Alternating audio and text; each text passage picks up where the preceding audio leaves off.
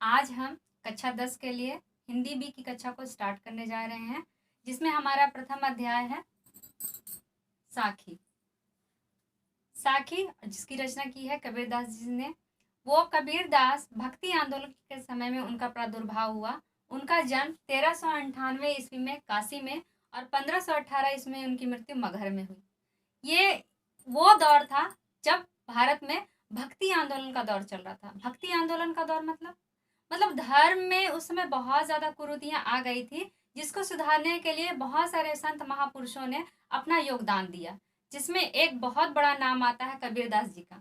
उनकी बहुत सारी रचनाएं जो उस समय धर्म में जो कुरीतियाँ आ गई थी और लोग आपस में जो अपने अपने धर्मों को श्रेष्ठ बताने में आपस में झगड़ा कर रहे थे, तो उन लोगों को कुछ सीख देने के लिए उन्होंने कुछ रचनाएं दी है हमें, जिसका वाकई में अगर उससे को जीवन में अपना ढाल लिया जाए तो हम एक बहुत ही अच्छे इंसान के रूप में आएंगे। ठीक है, तो मैं देखती हूँ आज हम लोग सब देखते हैं कि उनकी किस रचनाओं को हम लोग देखते हैं कि किस रूप में उन्होंने हमारे सामने प्रस्तुत किया। और हमें चाहिए, मैं इसको पढ़ाने से पहले ये चाहूँगी कि जितने भी लोग जो इसे देख रहे हैं, मैं ये तो नहीं कह सकती कि सारे लोग इसको जीवन में उतार ही लेंगे, लेकिन कोशिश करेंगे कि हमें अपने जीवन में इनकी रचनाओं को जो उन्होंने सीख दी है उनको हमको अपने जीवन में उतारना है। देखो, साहित्य पढ़ने का क्या मतलब है? लोग साइंस पढ़ते हैं, साइंस में लोग तो मरे जाते हैं। अगर टेंथ के बच्चे हो तो तुम लोग ज़्यादातर साइंस में ध्यान देते होगे, साइंस मैथ्स में। देखो, साइंस और मैथ पढ़ के तुम लोग बहुत बड़े विद्वान बढ़ जाओगे, है ना? लेकिन एक अच्छा इंसान तुम्हें साहित्य ही बनाएगा। मैं तो हमेशा यही बोलती हूँ कि साहित्य पढ़ने का सबसे बड़ा फायदा ये है कि बहुत बड़े विद्वान बन जाओ, पर एक अच्छा इंसान ना बनो तो क्या फायदा।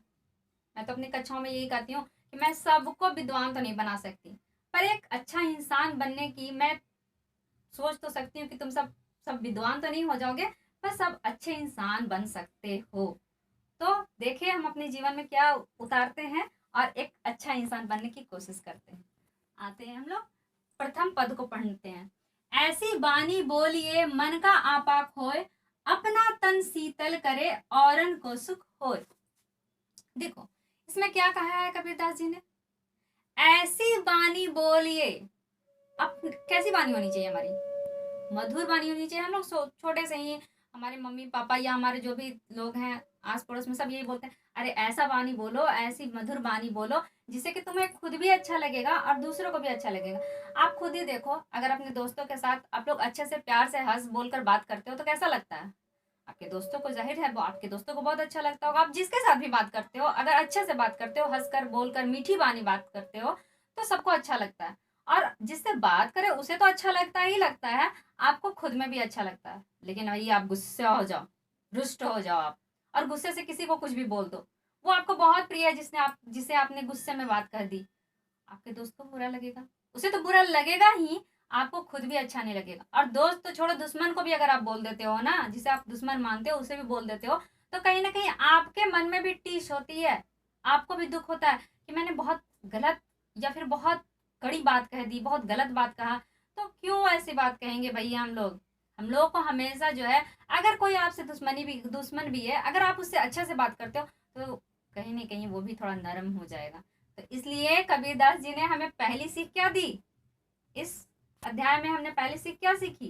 कि ऐसी बानी बोलिए मन का आपा खोए औरन को शीतल करे आपहु शीतल बोल। अरे ऐसी बात बोलो, ऐसी बानी का इस्तेमाल करो जिससे तुम्हें भी खुशी हो और हमें भी खुशी हो। तो फिर क्यों नहीं हमें वैसी ही बानी बोलनी चाहिए, है ना? ठीक, चलो दूसरे पे आते हैं हम लोग। कस्तूरी कुंडली बसे मृग ढूंढे बन माही, ऐसे घटी घटी राम है दुनिया देखे नाही। कस्तूरी कुंडली बसे। देखो, कस्तूरी क्या है? कस्तूरी क्या है? कस्तूरी एक बहुत ही सुगंधित पदार्थ है। कुंडली, मृग। मृग पहले देखते हैं, मृग क्या है? मृग मतलब होता है हिरन। देखो, जंगल में हिरन होता है, सबको पता है जंगल में ही हिरन होता है, इसी बात है। और हिरन की कुंडली में कस्तूरी होता है। कुंडली माने नाभि। मृग यानी हिरन के नाभि में कस्तूरी रहता है, जो कस्तूरी बहुत ही सुगंध देता है, और वो सुगंध जो है चारों तरफ पूरे वन में फैली होती है। और मृग जो है उसको खोजने में, हिरन उसको खोजने में जंगल के चारों तरफ इधर उधर दौड़ता है। किधर किधर से खुशबू आ रही है, खुशबू किधर से आ रही है, उसको खोजने के लिए चारों तरफ दौड़ता है। लेकिन वो खुशबू आ कहाँ से रही है? वो खुशबू खुद हिरन के अंदर से ही आ रही है, और लेकिन वो देख नहीं पा रहा, और वो जो है चारों तरफ वन में घूम रहा है। ऐसा क्यों कहा है कबीरदास जी ने?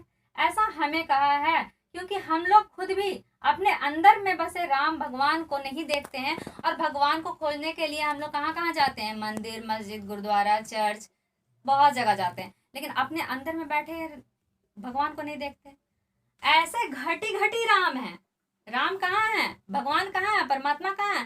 परमात्मा सब जगह है, अपितु आपके अंदर भी है। तो आप अपने अंदर झांको, आप अपने अंदर झांको और अपने अंदर के सद्गुणों का विकास करो। अपने अंदर राम कैसे हैं? कहने का मतलब क्या है कि हर एक इंसान के अंदर एक सकारात्मक ऊर्जा और एक नकारात्मक ऊर्जा होती है। तो हमें क्या करना चाहिए? हमें अपने सकारात्मक ऊर्जा को पहचानना चाहिए और उसको विकास करना चाहिए। देखो, तुम लोग देखते हो दुनिया में बहुत सारे लोग होते हैं, कोई बहुत अच्छे इंसान है, कोई बहुत बुरे इंसान है। क्यों? कारण यही है कि सकारात्मक ऊर्जा को विकास किया तो वो अच्छे इंसान बन गए, नकारात्मक ऊर्जा का विकास किया तो बुरे इंसान बन गए। हमें क्या करना चाहिए?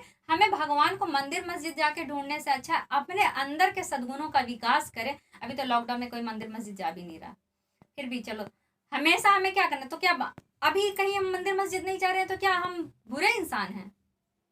हाँ, क्या हम हमारे पास भगवान नहीं है?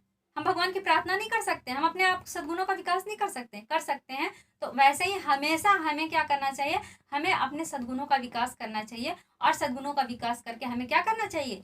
हमें एक अच्छा इंसान बनना चाहिए। तो ये पहली सीख, मधुर वाणी बोलिए। दूसरी सीख, अपने अंदर के सद्गुणों का विकास कीजिए। जब मैं था तब हरि नहीं, अब हरि है मैं नाही, सब अंधियारा मिटी गया जब दीपक देखा माही। देखो यहाँ इसमें क्या कहा जा रहा है कि जब मैं था तब हरि नहीं, जब मैं था तब हरि नहीं। तात्पर्य, मैं का मतलब यहाँ पे हुआ अहंकार। मैं हूं, मैं रावण हूं। देखो, रावण में भी अहंकार आ गया था ना कि मैं हूं, मैं ही परमात्मा हूं। जब ये अहंकार आ जाता है तो क्या वहां पे भगवान हो सकते हैं? अभी दूसरी पंक्ति में हम लोगों ने पढ़ा कि हर किसी में भगवान है, हर किसी में परमात्मा है। तो परमात्मा कहाँ रहेंगे, कब रहेंगे आपके पास? जब आप अपने मन के अहंकार को खत्म कर दोगे।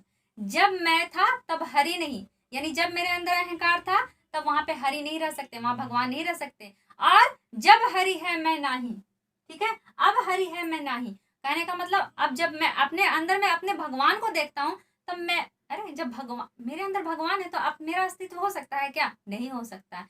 तो जब अहंकार हो वहां भगवान नहीं, और जहां भगवान है वहां मैं नहीं।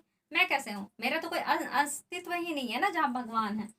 तो यहाँ दूसरे में क्या बोल रहा है? सब अंधियारा मिट गया जब दीपक देखा माही। तो हमारे अंदर जब भगवान को हम देख रहे हैं कि मेरे अंदर भगवान है, तो हमारे मन में कोई मैल रह सकता है? कोई अंधियारा रह सकता है? नहीं। जब अपने अंदर के दीपक को जलाओगे तो अपने तुम्हारे जीवन की सारा अंधियारा क्या हो जाएगा? मिट जाएगा, खत्म हो जाएगा। अगली पंक्ति पे आते हैं हम लोग। सुखिया सब संसार है, खाए और सोवे, दुखिया दास कबीर है, जागे और रोवे। देखो इसमें क्या कह रहे हैं कबीर दास? सुखिया सब संसार है, सारा संसार सुखी है, खा रहा है और सो रहा है। क्यों? उसको किसी बात की चिंता नहीं। आपको टेंशन है, आपको बोर्ड का एग्जाम देना है, तो आप इतने निश्चिंत से रह सकते हो क्या? नहीं। क्यों? क्योंकि आपको बोर्ड के एग्जाम की टेंशन है। उसी तरह से कबीर दास ने कह रहे हैं कि सुखिया सब संसार है, सारा संसार सुखी है, वो खा रहा और सो रहा है, लेकिन दुखिया दास कबीर दुखी है। क्यों दुखी है भाई? उन्हें परमात्मा की खोज जो लगी है, मेरे अंदर में भगवान है उसे खोजने में वो लगे हैं, और जब तक वो अपने अंदर के भगवान को पा न ले तब तक वो चैन से ना खा सकते हैं ना सो सकते हैं। ठीक है, दुखिया दास कबीर है, जागे और रोवे। क्यों रोवे? अपने अंदर के परमात्मा को जगाने के लिए, अपने अंदर के दिया को जलाने के लिए। ठीक है, नेक्स्ट आते हैं। बिरह मुअंगम तन बसे, मंत्र न लागे कोई। बिरह, देखो विरह मतलब क्या होता है? विरह मतलब जुदाई होती है। मुअंगम मतलब हुआ विषधर, अजगर, नाग, कुछ भी बोलो, बड़ा बहुत बड़ा सांप। ठीक है, बिरह मुअंगम तन बसे, मंत्र न लागे कोई। इसमें कहा जा रहा है कि बिरह मुअंगम तन बसे मतलब जो वियोग का जो सांप है उसने मुझे डस लिया है। ठीक है, वियोग का जो सांप है, विषधर है, उसने मुझे डस लिया। और तुम लोग ऐसा कभी देखे होगे या जानते होगे कि जब सांप किसी को डस लेता है तो जनरली क्या करते हैं लोग? डॉक्टर के पास ले जाते हैं। लेकिन पहले या फिर अभी भी बहुत देखते हैं, बहुत जगह लोग क्या करते हैं? झाड़ फूक करते हैं। वही बोल रहा है कि बीरा मुअंगम तन बसे मंत्र न लागे कोई, यानी मुझे बीरा रूपी सांप ने डस लिया और मुझे कोई मंत्र नहीं लग रहा, कोई झाड़ फूक काम नहीं कर रहा है। राम वियोगी ना जीवे, तो ये किसकी विरह जुदाई, किससे जुदाई की बात हो रही है यहाँ पे? राम वियोगी, राम से जुदा होने की। तो ये यहाँ पे क्या बोल रहा है कि यानी परमात्मा से जुदा होने का, जुदाई का सांप ने मुझे डस लिया है और मुझे कोई मंत्र नहीं लग रहा है। राम वियोगी ना जीवे, जीवे तो बौरा हुई। राम का मैं वियोगी, मैं जी नहीं सकता, मैं राम के बिना जी नहीं सकता। और अगर भाई दब अगर मैं जी गया तो भी मैं बौरा हो जाऊंगा। बौरा हो जाऊंगा का मतलब मैं पागल हो जाऊंगा। देखते हो ना, किसी की जुदाई में लोग पागल हो जाते हैं, वही बात है। तो हम लोग भी क्या है, यहाँ पे क्या बोल रहे हैं कबीरदास कि हम जो है, मुझे राम के वियोग के सांप ने मुझे डस लिया है, मैं अब नहीं जी सकता, मेरे अंदर कोई भी मंत्र काम नहीं कर सकता, कर रहा है, मैं नहीं जी सकता। और अगर मैं जीना भी रहा तो मैं क्या हो जाऊंगा, मैं बौरा हो जाऊंगा, मैं पागल हो जाऊंगा। आगे आते हैं। आगे बहुत ही अच्छी पंक्ति है, मुझे बहुत पसंद है। देखो, निंदक नेड़ा राखिए आंगनी कुटी बंधाए। निंदक, निंदक नेड़ा राखिए। निंदक मतलब क्या हुआ? जो आपकी निंदा कर रहा है, आपकी जो बुराई करता है, जो आपकी बुराई करता है उसको नेड़ा रखिए। नेड़ा रखिए मतलब अपने नजदीक रखिए। निंदक नेड़ा राखिए आंगनी कुटी बंधाए, और नजदीक ही मत रखिए, हो सके तो अपने पास अपने घर में रख लीजिए। ये कैसी बात हुई कि कोई हमारी निंदा करता, हमारी बुराई करता, उसे हम अपने घर में रख ले? जी हाँ। क्यों क्यों ऐसा कहा है दास कबीर जी ने? उन्होंने इसलिए कहा कि अगर कोई आपकी बुराई करता है तो आप क्या करोगे? दो चार हाथ खींच कर लगा नहीं दोगे क्या? नहीं बाबा, ऐसा नहीं करना है। कोई आपकी निंदा करता है तो आप क्या करोगे? आपकी बुराई करता है तो आप उस बुराई को खुद से, हम बहुत अच्छे हैं यार, मुझे में कोई गलती नहीं, कोई गुण, कोई दोष नहीं है, अपने आप में सब बात परफेक्ट होते हैं, लेकिन तुम्हें कोई दूसरा ही जज करता है कि तुम में कुछ ना कुछ खामियां हैं। तो हमारी खामी को कोई बता रहा है तो उसको उसके क्या करेंगे? हमको कोई बुराई कर रहा है तो उस बुराई को खत्म करेंगे, उसको सुधारेंगे, और सुधार कर, और वही बात बोल रहा है कि निंदक नेड़ा रखे। कोई आपकी बुराई करता है तो उसको अपने पास रखिए, अपने घर में रख लीजिए, ताकि वो आपकी बुराई करे और आप अपने बुराई को सुधार सके, उसको खत्म कर सके। इस तरह से क्या हो जाएगा? इस तरह से होगा, बिन सावन पानी बिना निर्मल करे सुबह। इस तरह से बिना सावन पानी के आपको पूरा शुद्ध कर देगा, है ना, आपकी बुराइयों को खत्म कर देगा। इसलिए क्या करता है निंदा करने वाले की? आप निंदा मत कीजिए, उसे अपने पास रखिए, और कोई आपको जज कर रहा है, कोई आपकी बुराई कर रहा है, तो आप अपनी बुराई को खत्म करने की कोशिश करिए, उससे उसको दो चार हाथ मत लगा दीजिए। ठीक है, आगे आते हैं। पोथी पढ़ी पढ़ी जग मुआ पंडित भया ना कोई, एके आसी पीर का पढ़े सो पंडित होए। देखो, ये तो सबको पता है कि पोथी पढ़ी पढ़ी जग मुआ पंडित भया ना कोई। बड़े बड़े मोटे मोटे रजिस्टर्स पढ़ पढ़ के लोग जो है पंडित मर गए, पर कोई पंडित नहीं हुआ। पंडित कौन है? मैं भी हमेशा यही बोलती हूँ कि पंडित कौन है? जो बहुत बड़ी बड़ी डिग्रियां ले लिया, इतनी मोटी मोटी किताबें पढ़ ली, वो पंडित है? नहीं। पंडित वो है जिसको जो मनुष्यता का ज्ञान हो, जिसमें जिसमें आत्मीयता हो। आज हम लोग देख रहे हैं कि हर जगह लोग कितना विलाप कर रहे हैं, कितना मतलब कितने दुख में हैं, और वो मोटे मोटे ग्रंथ पढ़कर क्या कर रहे हैं? जब हम किसी की मदद नहीं कर रहे हैं, तो जब हमें किसी से प्यार ही नहीं है, तो किसी से मोहब्बत ही नहीं है, इंसान के प्रति से मोहब्बत खत्म होता जा रहा है, तो ये मोटे मोटे ग्रंथ पढ़कर क्या होगा? कुछ नहीं होगा। यहाँ पे कबीरदास जी ने यही कहा है कि पोथी पढ़ी पढ़ी जग मुआ। पोथी पढ़ पढ़ कर जग मर गया, लेकिन कोई पंडित नहीं हुआ। पंडित कौन होगा? वही जो गुरु के ज्ञान को पढ़कर और अपने आप में कुछ अच्छा कर ले। ठीक है, ऐसे आसिर पीर का पंडित पढ़े सो पंडित हो। जो प्यार का एक अक्षर पढ़ ले वही पंडित है। आगे आते हैं हम लोग। हम घर जलिया आप ना लिया मुराड़ा हाथी, अब घर जलो ताश का जे चले हमारे साथी। देखो, इसमें क्या कह रहे हैं? इसमें दास कबीर कह रहे हैं, हम घर जलिया आप ना, मैंने अपना घर जला लिया। देखो, साधु संत फकीर लोग को देखते होंगे कि वो भी तो किसी घर में पैदा लिए होंगे ना, उनके भी माता पिता भाई बहन परिवार दोस्त होते होंगे, लेकिन उन्होंने क्या किया? भगवान की खोज में वो क्या कर दे रहे हैं? अपने घर को त्याग दे रहे हैं और ऐसे फकीर का जीवन जी रहे हैं। तो वही दास कबीर जी बोल रहे हैं कि हम घर जले आप ना, मैंने अपने हाथ से अपने घर को जला लिया, लिया मुराड़ा हाथी, हाथ में मुराड़ा लेके, यानी कि एक मसाल लेके मैंने अपने घर को जला लिया, और तुम लोग भी जो मेरे साथ रहना चाहते हो अपने घर को जला लो। कहने का मतलब क्या है? ऐसा नहीं कि सबको अपने अपने लेके में मसाल और घर को जला दो, नहीं, मैम ने कहा घर को जला दो, रे, ऐसा नहीं करने को कहा है बाबा। कहने का मतलब है कि हम जिस बंधन में बंधे हुए हैं, है ना, बहुत सारे बंधन, तो उस बंधन को, जो मोह ममता क्रोध, ये सारा कुछ बंधन ही है, उस बंधन को छोड़ दो और उस बंधन को छोड़ के हमें स्वतंत्र जीवन, यानी हमारा जीवन किसमें समर्पित होना चाहिए? हमारा जीवन उस परमात्मा की देन है और हम अपने जीवन को उस परमात्मा पे ही समर्पित करना है। तो यहाँ पे हमारे कबीरदास ने इन्हीं बातों को कहा है। मैं समझती हूँ कि आप लोगों को मेरी बात समझ में आई होगी। मैं सोचती हूँ कि आप लोगों को मेरी बात समझ में आई होगी, लेकिन फिर भी एक बार मैं फिर से इसको देखती हूँ, है ना। हम लोग एक बार फिर से रिवीजन कर लेते हैं फटाफट से। ऐसी बानी बोलिए मन का आपा खोए, अपना तन शीतल करे और उनको सुख होए। हमें ऐसी बानी का इस्तेमाल करना चाहिए जिससे आप भी खुश हो और दूसरे भी सुखी हो, ठीक है। दूसरा था, कस्तूरी कुंडली विषय मृग ढूंढे बनमाही, ऐसे घटी घटी राम है दुनिया देखे नहीं। कस्तूरी यानी हमारे अंदर के भगवान को जगाना है, उसको देखना है। ऐसा नहीं कि हमें बाहर में ढूंढना है। जिससे जिस प्रकार मृग जो है अपने अंदर के कस्तूरी को ढूंढने के लिए पूरे वन में दौड़ता है, वैसे ही मानव जो है अपने अंदर बसे भगवान को खोजने के लिए हर जगह दौड़ता है, लेकिन अपने अंदर के भगवान को नहीं देखता है। तो हमें क्या करना है? अपने अंदर के भगवान को देखना है। जब मैं था तब हरि नहीं, अब हरि है मैं नहीं। जब इंसान के अंदर अहंकार होता है तब वहां परमात्मा का वास नहीं होता है, और जब परमात्मा का वास हो जाता है तो इंसान का अपना अस्तित्व खत्म हो जाता है। वो पूरे अपने जीवन को किस तरह से जीता है? भगवान के प्रति समर्पित कर देता है, परमात्मा के प्रति समर्पित कर देता है, और सब अंधियारा मिट गया जब दीपक जल्या माही। जब हमारे अंदर मन में जो ज्ञान की दीपक जब जल जाएगी तो ऑब्वियसली बात है कि सारा अंधियारा तो मिट ही जाना है। सुखिया सब संसार है, खाए और सोवे, दुखिया दास कबीर है, जागे और रोवे। ये सारा संसार सुखी है, वो खा रहा और सो रहा है, लेकिन दास कबीर दुखी हैं, वो जाग रहे और रो रहे। क्यों रो रहे हैं भाई? परमात्मा की चाह में रो रहे हैं, उनको चाहने की, मतलब उनको पाने की चाह में रो रहे हैं।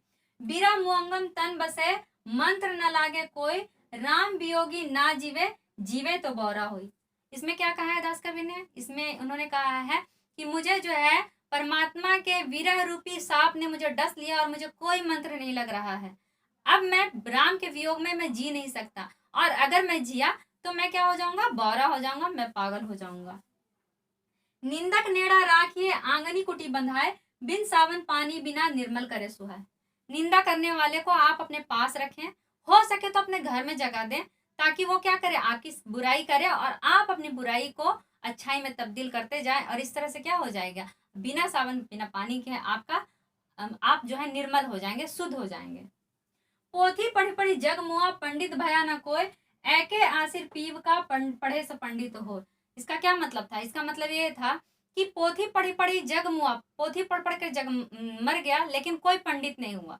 पंडित कौन होगा? पंडित वही होगा जो प्यार का एक अक्षर भी पढ़ ले, वो पंडित होगा, यानी जिसमें मानवता आ जाए, वो बहुत बड़ा पंडित है। हम घर जलिया आप ना लिया मुराड़ा हाथी, अब घर जलाओ ताश का जे चले हमारे साथी। देखो इसमें क्या कहा है? इसमें दास कबीर जी ने कहा कि हमें जो है, हमने अपने घर को अपने हाथ से जला लिया, अपने हाथ में मुराड़ा लिया, अपने घर को जला दिया, और जो भी मेरे साथ मेरे पीछे आना चाहता है वो भी क्या करे? अपने घर को जला ले। जलाले का मतलब क्या है? जितना भी मोह माया का बंधन है, जो भी अपने अपनी जो अंदर का गुण, सॉरी दोष है, उसे खत्म कर देना है, उसे खत्म कर देना है, तभी हम लोग आगे आ सकते हैं। ठीक है, समझ में आया?